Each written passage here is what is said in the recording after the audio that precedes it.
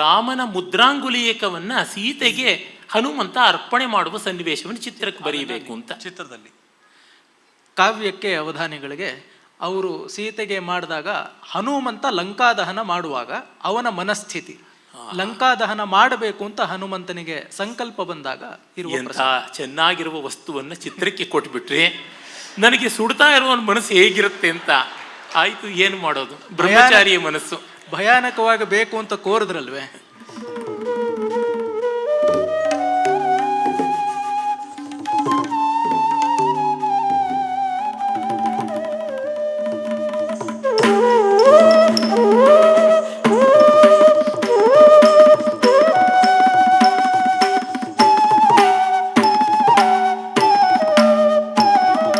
ಬಾನಿಂದೆ ಮಿಂಚು ಬಂದಿ ತಾಣದ ನಲಿದಂತೆ ಗೆಜ್ಜೆಗಟ್ಟುತೆ ನಲವಿಂ ಧ್ಯಾನಕ್ಕೆ ಮುನಿಜನರ ನಿತ್ರಾಣಂ ಕಲ್ಪಿಪ್ಪ ತೆರದೆ ನಿರುಪಮ ನಾಟ್ಯಂ. ಆಕಾಶದಿಂದ ಒಂದು ಮಿಂಚು ಬಂದು ಗೆಜ್ಜೆ ಕಟ್ಟಿಕೊಂಡು ಈ ರಂಗಸ್ಥಳದಲ್ಲಿ ಕುಣಿದು ಇಲ್ಲಿ ಯಾರಾದರೂ ಋಷಿಗಳಿದ್ದರೆ ಅವರ ಧ್ಯಾನವನ್ನು ಭಂಗ ಮಾಡೋಷ್ಟು ಶಕ್ತಿಶಾಲಿಯಾಗಿದೆ ಅಂತ.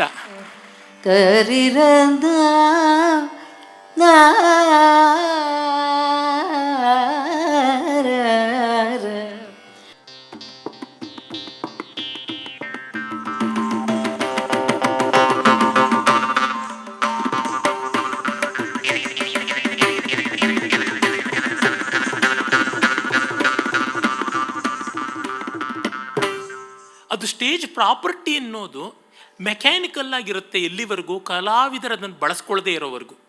ಒಮ್ಮೆ ಕಲಾವಿದರು ಅದನ್ನು ಮುಟ್ಟಿಬಿಟ್ರೆ ಸಾಕು, ಅದಕ್ಕೊಂದು ವ್ಯಕ್ತಿತ್ವ ಬಂದುಬಿಡುತ್ತೆ. ಹಾಗಾಗಿ ದೇ ಬಿಕಮ್ ಕ್ಯಾರೆಕ್ಟರ್ಸ್.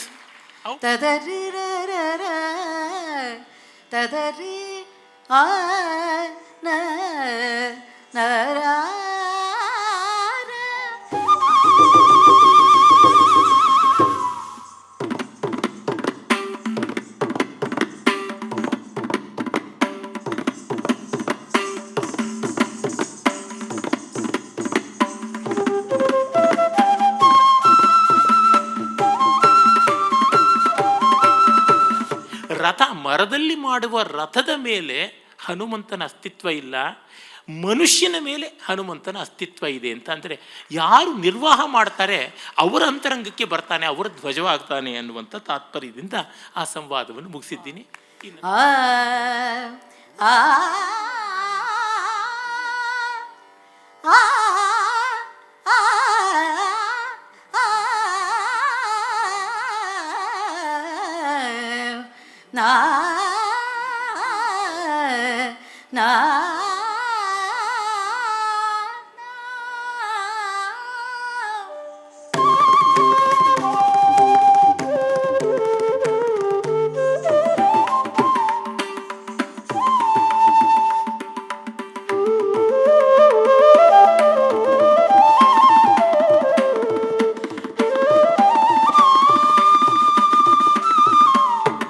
ಗ್ರಂಥಯೇ ಮೃದುಲ ಪಟ್ಟ ಮಂಶುಕಂ ಸತ್ವರಂ ಅನುಯಾತಿ.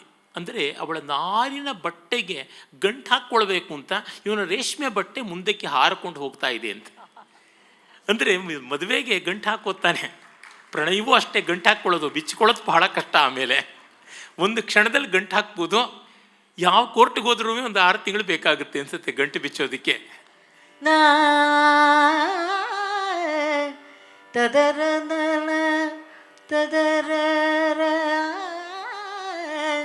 ತದರ